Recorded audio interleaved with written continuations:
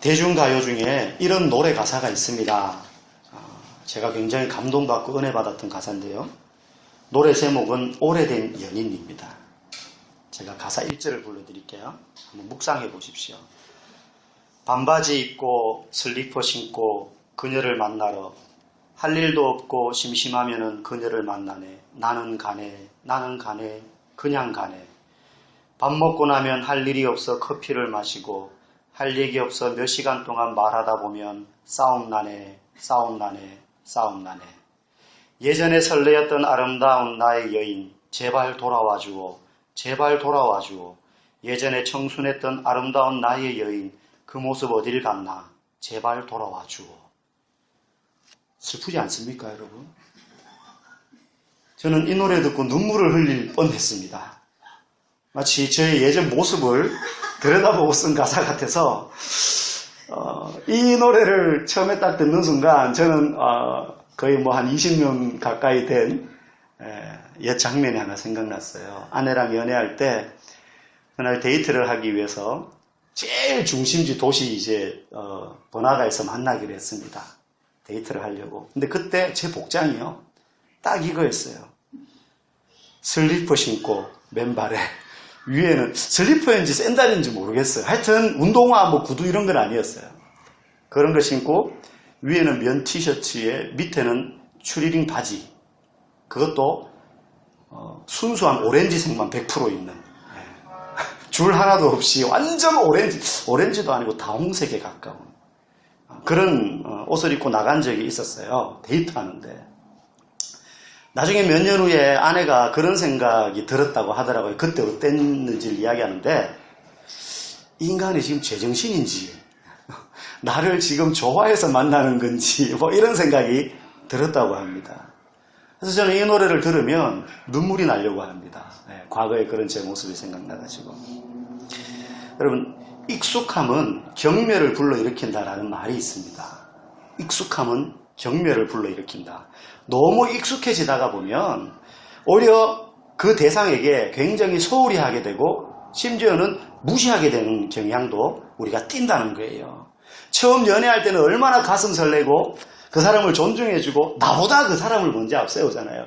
그 사람이 먹고 싶은 거, 그 사람이 보고 싶은 거, 가고 싶은 거, 좋아하는 거 거기에 맞춰서 뭐 내 취향 이런 거 다 무시하고 맞춰준다고요. 제일 좋은 옷을 입고요. 예쁘게 화장하고요. 나가서 별 얘기 안 해도 그저 함께 있기만 해도 좋죠. 근데 시간이 흐르면서 서로에게 익숙해지면서 바뀝니다. 서로에게 소홀하게 돼요. 그리고 대수롭지 않게 생각하게 돼요. 너무 익숙하니까. 늘 내 옆에 있으니까. 여러분 부부관계가 그렇지 않던가요? 너무 익숙해지면 남보다 못하게 대할 때가 있어요.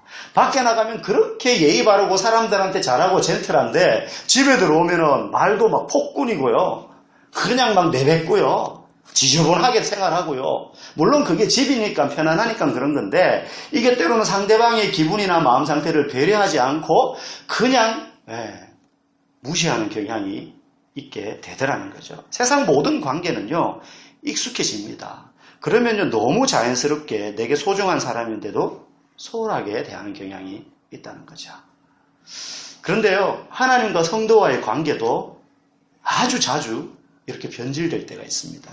하나님은 너무 소중한 분, 하나님은 내 인생에 제일 중요한 분, 그 무엇보다 내게 가장 소중한 분이라고 우리는 고백을 하고 찬양하고 기도하고 입버릇처럼 말을 합니다. 주 예수보다 더 귀한 것은 없네. 찬양합니다.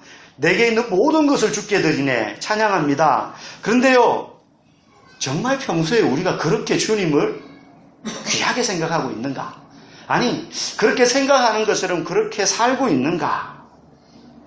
우리는 보통 하나님의 은혜에 대해서 묵상하면 매우 특별한 어떤 것을 생각합니다. 뭐 예를 들면 큰 병에 걸렸는데 기도했더니 하나님이 고쳐주셨어요. 이건 뭐 너무 큰 은혜죠. 갑자기 사고를 당하거나 열이 올랐어요. 다급한데 갈 데는 없고 일단은 기도를 했어요. 근데 열이 쫙 떨어졌어요. 저도 그럴 때가 있었거든요. 우리 아이들 키우다가 보면. 그러면요, 하나님 내게 은혜를 주셨다. 막 이렇게 특별한 은혜 잊혀지지 않는 거죠. 그래서 그 은혜에 우리는 막 감사하게 됩니다. 그런데 사실 하나님이 우리에게 베풀어 주신 은혜는요, 그런 것만 은혜가 아니더라는 거죠. 특별하게 남에게 뭔가 이야기할 수 있는 것, 기적을 베풀어 주신 것, 만약에 그런 것만 하나님의 은혜이고 그렇다면 하나님은 참 은혜를 아끼시는 분입니다. 왜요? 우리 삶에 매일매일 그런 은혜가 임하는 건 아니거든요. 매일 죽다 살아나고 매일 죽다가 깨어나고 막 망했다가 다시 살고 막 이러지 않잖아요. 거의 비슷비슷한 나날들을 보낸단 말이죠. 그렇기 때문에 내 삶에 뭐 놀라운 그런 기적만 베풀어 주신 것만 하나님의 은혜라고 여긴다면 우리 삶의 은혜를 찾아보기는 좀처럼 어렵습니다. 하나님은 은혜를 참 아끼는 분이 되는 거죠. 그런데 그렇지 않다는 겁니다. 하나님의 은혜는요, 우리의 일상생활에 마치 공기처럼 늘 우리 곁에 있는 가족처럼 가까이에 스며들어 있어서 언제든지 확인할 수 있는 것들이에요. 그런데요, 오히려 이게 너무 익숙하다 보니까 아까 말씀드린 것처럼 그 노래의 가사처럼 익숙함은 경멸을 불러일으키고 무시하고 인정하지 못하고 대수롭지 않은 것처럼 여기게 되는 것처럼 하나님의 은혜인데도 그걸 모르고 대수롭지 않은 것으로 여기고 살아갈 때가 너무 많다라는 거예요. 그런 의미에서 옆에 있는 분들에게 한번 이렇게 인사해 볼까요? 옆에 아무도 안 계신 분은 뒤를 한번 보면서요. 당신이 내 곁에 있는 것이 은혜입니다. 네. 했잖아요. 네. 너무 익숙한 이 사람이 내 옆에 있는 게 은혜인 것처럼요. 하나님의 은혜가 우리의 삶 가운데 그렇게 스며든다는 거예요. 오늘 본문도 제일 먼저 이야기하는 게 하나님의 은혜는 그런 것이다라고 말합니다. 특별히 하나님의 은혜를 표현하기를요. 먼저 2절 3절 보면 이렇게 말해요. 여호와께서 예루살렘을 세우시며 이스라엘에 흩어진 자들을 모으시며 상심한 자들을 고치시며 그들의 상처를 싸매시는도다. 자, 지금 이 구절의 배경은 이스라엘이 바벨론에게 멸망당해서 포로로 끌려갔다가 70년 만에 해방돼서 다시 예루살렘으로 돌아오는 그때쯤을 배경으로 하고 쓰여진 시입니다.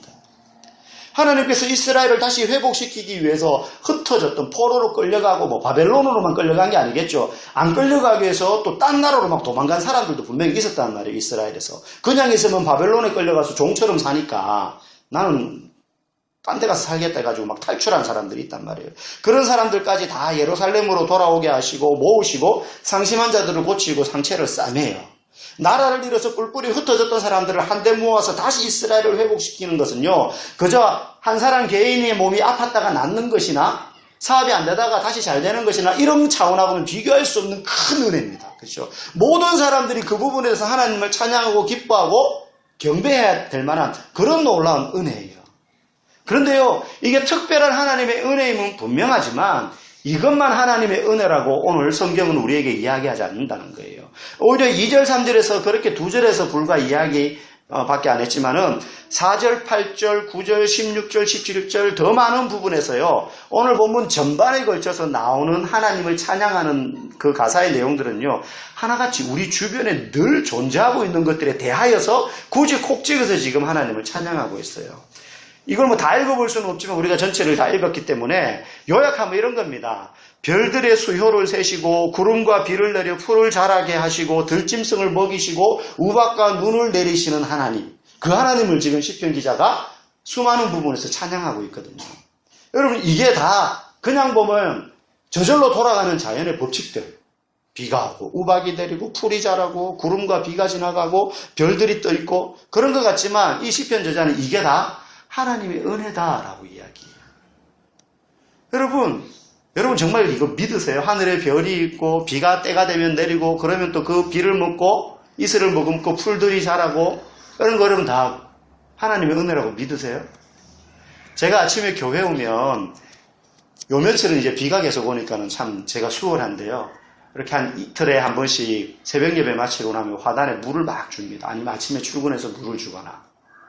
근데 낮에 해가 뜨면요, 금세 말라버려요. 그러면 그냥 눈으로 보면, 물론 그 흙 안에는, 화분 안에는 물이 있겠지만, 습기가, 또 물을 줘야 될 것 같아요.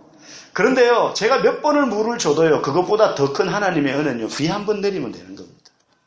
비 한 번 그냥 소나기도 필요 없어요. 그냥 자박자박하게 비만 딱 내리면요, 하루 종일 촉촉해요.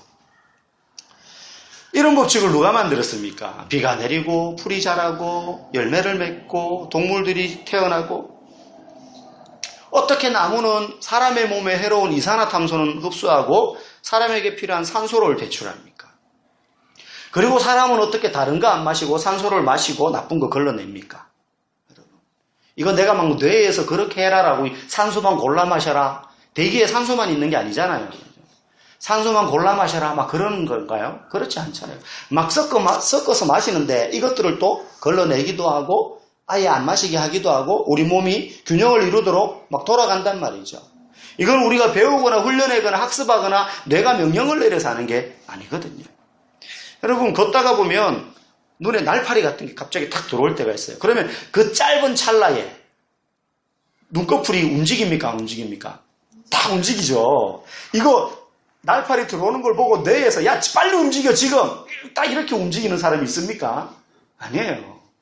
나도 모르게 막 움직이는 거 이게 이제 반사적으로 움직이는 거죠. 반사적으로. 그래서 이물질이 들어가는 걸 막아요. 또 혹시나 잘못해서 한꺼번에 많이 그런 게 들어오면 들어갈 때가 있죠. 그러면 뭐가 나옵니까? 눈물이 찍 나와가지고 뭐 이렇게 하면 또 그게 없어져요. 이게 막 뭐 어떻게 훈련받아서 교육받아서 그렇게 되는 게 아니잖아요. 여러분 눈싸움 해보셨죠? 이렇게 눈 안 깜빡이고 상대방 째려보는 거. 한참 뜨고 있으면 눈이 어떻습니까? 시큰시큰하죠. 나중에 뻘겋게 되는데 예, 여자들은 이런 거 별로 목숨 안 걸리는데 남자들은 이런 데 목숨 걸어요. 아무것도 아닌데 애들하고 자기 애하고 하는데도 이거 이기려고 눈 막 벌겋게 될 때까지 눈 안 깜빡이죠. 근데 한참 눈 안 감고 있으면은 눈에서 뭐가 보여요? 왜 눈물이 생겨요. 이게 저절로. 근데 만약에 눈물이 안 생겨요. 어떻게 될까요, 눈이? 안구 건조증 걸리는 거예요. 안구 건조증. 이게요. 너무 오묘하지 않습니까? 이게 너무 오묘하지 않습니까? 여러분, 저희 막내가 아토피가 되게 심해요. 지금도 아토피가 좀 남아있지만 예전에는 뭐 말도 못했습니다. 근데요, 아토피가 심하다 보니까 막 아토피에 대해서 막 여러 가지 공부를 하게 돼요. 부모 입장에서. 그러니까 어느 한의원에 갔더니 아토피 전문, 유아 아토피 전문을 하는 거니까 이 아토피라는 게요. 여기 더러운 게 딱 대면 이게 예민해가지고 이 더러운 걸 방어하기 위해서 몸에서 일어나는 방어 기제라 그러더라고요. 이게 근데 이제 막 과민하게 반응하는 거죠. 어떤 애들은. 그게 아토피라는 거예요. 별거 아닌 그런 게 탁 떨어졌는데 이게 방어를 하려고 몸이 저절로 막 쫙 반응을 하는 거죠. 이런 게 너무 신기하잖아요. 세포 하나하나가 살아있는 것처럼. 이런 게 다 하나님의 일상적인 은혜라는 거예요. 일상적인 은혜라는 거예요. 여러분, 감각이 죽어 있는 게 얼마나 이게 진짜 비참한 건지 모릅니다. 추운데 추운 줄 모르고요. 더운데 더운 줄 모르고, 뜨거운데 뜨거운 줄 모르고요. 때리는데 아픈 줄 모르면요. 참 비참해요. 막 추우면요. 옷을 껴입어야 감기에 안 걸리고 독감에 안 걸리고 하는 거예요. 근데 추운데 추위를 몰라요. 감각이 죽었어. 그러면 콧물 나고 기침하고 머리 아프고 하게 되는 거예요. 그러니까 막 찬바람 쐬면 으슬으슬 춥고 하는 게 건강이 안 좋아서 나 뭐 몸에 이상이 있나 이게 아니고 그게 건강하다는 증거죠. 이런 모든 게 하나님의 은혜더라는 거예요. 이런 게 한두 가지겠습니까? 셀 수 없이 많습니다. 얼마든지 이유를 댈 수 있습니다. 그런데 이게 다 우리가 익숙하다 보니까 이걸 당연하게 여기고 익숙하다 보니까 이게 하나님의 은혜라는 사실을 망각할 때가 너무 많습니다. 저도 사실 설교 준비하면서 다시 한 번 더 내가 삼시세끼 입으로 밥 먹어가지고 식도로 밥알을 넘기고 오장육부가 알아서 소화시켜가지고 영양분을 분해하고 살로 갈 건 살로 보내고 피로 갈 건 피로 보내고 뼈로 보낼 건 뼈로 보내고 쓸데없는 건 뒤로 내보내는 거. 이것도 다 하나님의 은혜구나. 이 과정 중에 뭐 하나만 이상이 있어도 여기서 이상이 있어도 여기서 이상이 있어도 여기서 이상이 있어도 그만치 심각한 게 없습니다. 네. 여러분 손톱 밑에 가시만 하나 박혀보십시오. 암만 산의 진미가 앞에 놓여 있어도 그 맛을 몰라요. 손톱 밑에 가시만 하나 박혀 있어도. 우리의 일상의 삶 가운데 이렇게 뻗어있고 넘치는 하나님의 은혜가 얼마나 많은지 몰라요. 그렇기 때문에 우리는요 매일 감사해야 됩니다. 아침에 일어나서 감사해야 돼요. 회사에서 일을 하다가도 부뜩 생각이 날 때가 있죠. 하나님 감사합니다. 집에서 설거지 하다가도 공부하다가도요. 이런 거 생각하면요. 눈물이 빙 돌아야 되는 거예요. 오늘도 어제와 같은 하루를 내게 주시면 감사합니다. 내일 내 삶이 어떻게 될지 모르지만 주님이 내게 은혜를 주심을 믿습니다. 그렇게 감사가 나와야 정상이죠. 그런 의미에서 한 번 더 우리 인사해 볼까요? 우리 옆에 있는 분들, 앞에 있는 분들 보시면서 이렇게 인사합시다. 내 옆에 있어줘서 감사합니다. 눈물을 흘리면서 해야 돼요. 눈물을 흘리면서. 여러분, 이러한 하나님의 은혜가요, 우리에게 익숙하다 못해 당연하게 여겨지기만 할 때가 있어요. 그러나 그때요, 마치 사람과의 관계가 그렇게 소원해지면 어느 날 갑자기 남편이 아내한테 꽃을 선물해 준다든지, 아내가 남편이 좋아하는 핸드폰을 바꿔준다든지, 이러면, 꽃하고 핸드폰하고 너무 차이가 나나요? 어쨌든 그러면, 익숙하기 때문에 서로에게 소홀했던 관계가 다시 이렇게, 좀 이렇게 뜨거워지기도 하잖아요, 선물이라는 게. 그것처럼 하나님과 우리의 관계도요, 그런 은혜가 너무 익숙하기 때문에 일상적이어서 잊어버리게 만들었던, 잊혀졌던, 그래서 하나님의 은혜로 알지 못하던 그 순간에 우리의 마음을 다시 설레게 만드는 게 있습니다. 하나님의 은혜를 생각할 때. 그게 뭐냐면 찬양이에요, 찬양. 그래서 오늘 1절, 7절, 12절에 보면 하나님의 은혜를 이야기하고 난 다음에 마치 노래의 후렴처럼, 아까 전에 제가 처음에 불렀던 이런 노래 가사가 있습니다 하면서 제발 돌아와주고 예전에 설레었던 아름다운, 이게 후렴 부분이거든요. 노래가 1절 있으면 후렴이 있고 2절하고 또 후렴하잖아요. 그처럼 1절, 7절, 12절에 보면요, 노래의 후렴처럼 시작과 중간중간에 하나님을 찬양하라, 하나님을 찬양하라, 하나님 찬양하는 것이 마땅하다, 이런 이야기를 하고 있어요. 이런 것들이 하나님의 은혜니까 하나님을 찬양해야 된다는 거예요. 그래서 우리 입에서 찬양이 사라진다라는 건요, 내 삶에 끼쳐진 하나님의 은혜를요, 내가 잊어버리고 있구나 하는 증거로 삼니다. 찬양이 넘치는 사람들 보면요, 하나님의 은혜를 생각하면서 사는 사람이에요. 근데 하나님의 은혜가 사라져버려서 찬양이 없는 게 아니고, 하나님의 은혜가 여전히 내게 있는데, 그게 은혜인 줄 모르고 망각하고 있으면 내 입에서 찬양이 사라지더라는 거예요. 여러분, 그렇지 않습니까? 요즘 여러분의 입에서 찬양이 넘칩니까? 아니면 뽕짝이 넘칩니까? 여러분의 입에서 찬양이 넘칩니까? 불평불만이 넘칩니까? 우리의 입술에서 찬양이 있다는 건 하나님의 은혜가 내게 넘친다. 아니, 하나님의 넘치는 은혜를 내가 요즘 깨닫고 있다라는 의미겠죠. 그렇기 때문에 찬양은요, 많이 하면 할수록 좋습니다. 당연히. 아무래도 탈이 안 납니다. 밥은 많이 먹으면 탈이 나고 그렇지만 찬양은 아무리 불러도 탈이 나지 않습니다. 여러분, 부르기도 하고요, 듣기도 하고요. 때로는요, 난 내가 불러도 내 목소리에 나는 은혜가 안 돼. 이런 분들은요, 찬양 잘 하시는 분들 이렇게 TV에 요즘 많잖아요, 채널. 마음만 먹으면 얼마든지 들을 수 있잖아요. 라디오, 극동방송을 틀어도 되고요. 극동방송은 24시간 신앙에 대한 방송만 하니까 들어놓고 있으면 얼마나 은혜가 되는지 몰라요. 없던 은혜도 찬양 때문에요, 내 가슴이 마치 쫙 다듬어진 밭과 같이 이렇게 갈아엎어진, 묵은 땅이 갈아엎어지는 것처럼 내 심령에 마치 이렇게 부드러워지는 것을 느낍니다. 그래서 찬양을 통해서 하나님의 은혜를 다시 표현하고 생각하는 거죠. 사랑해 여보, 사랑해, 당신이 내 곁에 있어서 너무 좋아. 이런 말을 해본 사람이 또 계속 잘해요. 그리고 하면 할수록 여기에 정감이 있어. 귀찮으니까 하지 마. 말은 혹시 그렇게 가끔 할 수 있을지 몰라도 상대가. 그렇다고 진짜 안 해버리면 섭섭한 거예요. 근데 안 하던 사람이 하려고 그러면요, 하는 사람도 어색하지만 듣는 사람은 더 어색해요. 이 양반이 뭐 잘못 먹었나 이렇게 되는 거죠. 사람이 갑자기 변하면은 죽을 때가 됐다더니 이런 말이나 막 나오는 거예요. 평소에 얼마나 그런 말을 안 했으면, 얼마나 하나님을 찬양 안 했으면요. 찬양을 통해서 내게 주시는 하나님의 은혜가 있는데 그 은혜가 너무 이상한 거예요.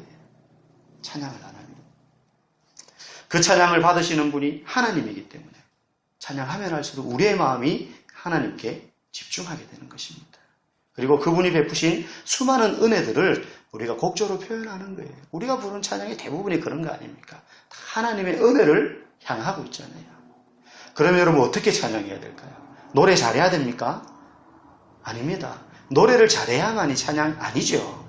하나님은요, 노래 잘하는 사람들의 찬양만 받으시는 분이 결코 아닙니다. 여러분, 우리가 하나님께 드려야 될 찬양은요, 아름다운 곡조만이 아닙니다. 우리가 노래로만 하나님을 찬양하는 것이 아닙니다. 하나님은요, 우리가 아름다운 목소리로 노래하는 거 좋아하시지만 그것보다 우리가 아름다운 목소리로 찬양하는 것만큼 우리의 삶이 아름다워야 되는 것이지. 하나님은 그걸 우리의 찬양으로 받기를 원하시는 거예요. 우리의 삶으로 하나님을 찬양해야 되는 것입니다. 그렇기 때문에 입술과 우리의 소리만으로 진정한 찬양을 드릴 수는 없습니다. 그렇게 하는 사람이 얼마든지 엄한 짓 하고 살 수 있어요. 그죠? 네, 앞에서 목사가 아무리 좋은 말을 하지만요, 목사도 뒤에서 엉뚱한 짓 하면서 살 수 있다니까요. 우리가 앞에서는 얼마든지 하나님을 찬양하는데요, 뒤에서는 하나님과 전혀 상관없이 살 수가 있다는 거예요. 그래서 하나님은 뭘 보십니까? 중심을 보시는 하나님 아닙니까? 그래서 하나님이 정말 우리에게 받기 원하시는 찬양은요, 입술의 고백과 일치하는 우리의 진실한 하나님을 향한 삶의 열정이죠. 그러면 우리의 삶으로 찬양을 드린다는 건 도대체 어떤 걸까요? 그것은요, 오늘 11절에 나옵니다. 우리 같이 한번 읽어보시겠습니다. 시작.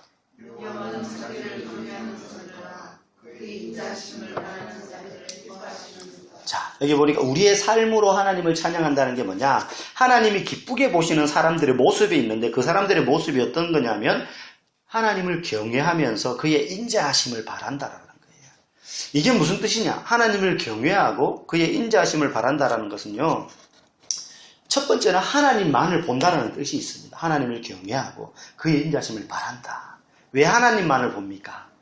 나는 너무 연약하고 그 연약함 안에는 나는 실수 많이 하고 판단력도 흐리고 그리고 한 치 앞도 내다볼 수 없고 중요한 건 나는 죄를 짓는 사람이라는 거예요. 내 의지와 내 굳은 결심과 결단과 상관없이 때로는 죄를 지을 수 있는 약점이 많은 사람이라는 걸 알기 때문에 하나님만 기다리는 거예요. 하나님만 바라보는 거예요. 겸손하게. 이까짓것 물리칠 수. 나는 술자리에 가도 술 안 마실 수 있어. 나는 여자들이 옆에 와가지고 오빠 사장님, 회사에서는 말단 대리인데 막 사장님 불러주고 막 이러면은 그래도 나는 유혹 안 받아.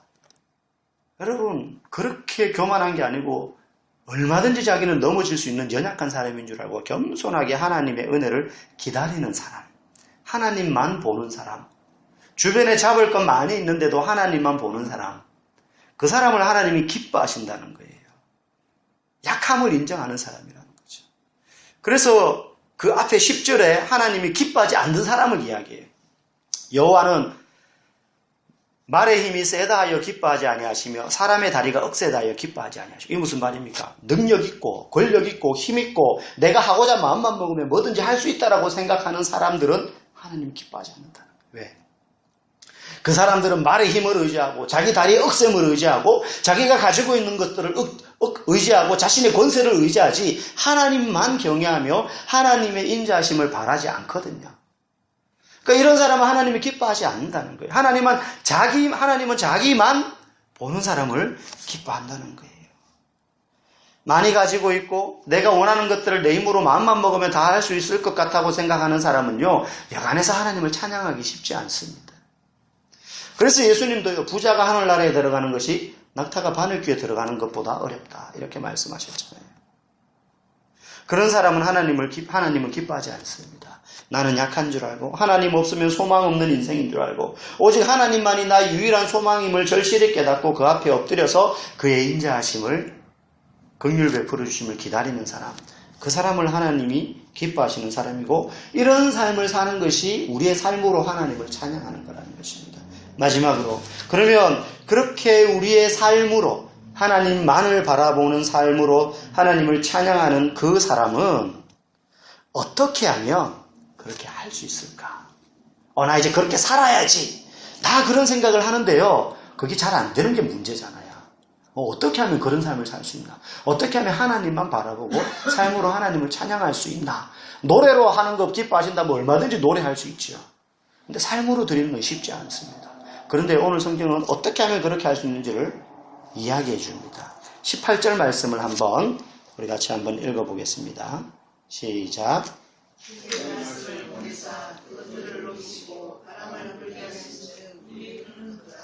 네, 여기 보면 그것들을 녹이시고 할 때 그것은요, 1차적으로는요, 이스라엘의 제일 북쪽에 있는 헐몬산이라는 산을 가리킵니다.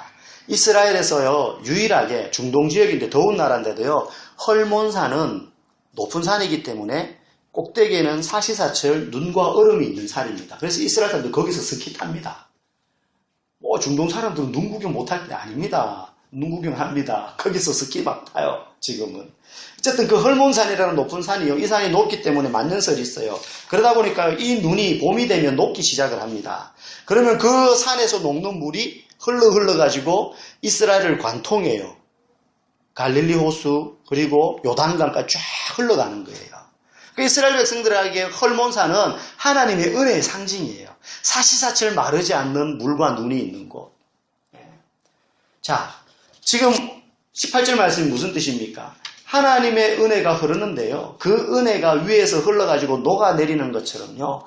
딱딱한 얼음이 돌처럼 굳어있는 그 딱딱한 심령을 가진 사람이요. 하나님을 향해서 그 마음이 녹는다는 거예요. 뭘 보내셔서. 헐몬산이 녹는 건 만년설이지만 뜨거운 햇볕이 쬐니까 녹기 시작하는 거지만 그걸 빗대어서 오늘 18절 말씀은 뭘 보낸다는 거예요. 그의 말씀을 보내사. 말씀을 보내사. 자, 삶으로 하나님을 찬양해야 되는데 우리의 마음이 냉랭해요. 딱딱해요. 세상 삶에 바빠가지고 쫓겨서 그게 뒷전에 밀렸어요. 굳어버렸어요. 우리의 마음이 딱딱해졌어요. 헐몬산의 얼음처럼 굳어지고 돌처럼 단단해졌어요. 근데 그걸 뭐가 녹인다는 겁니까? 하나님의 말씀이 녹인다는 거예요. 말씀이. 우리의 얼음 같고 돌 같은 마음을 녹이고 깨뜨리는 게 하나님의 말씀이라는 거예요.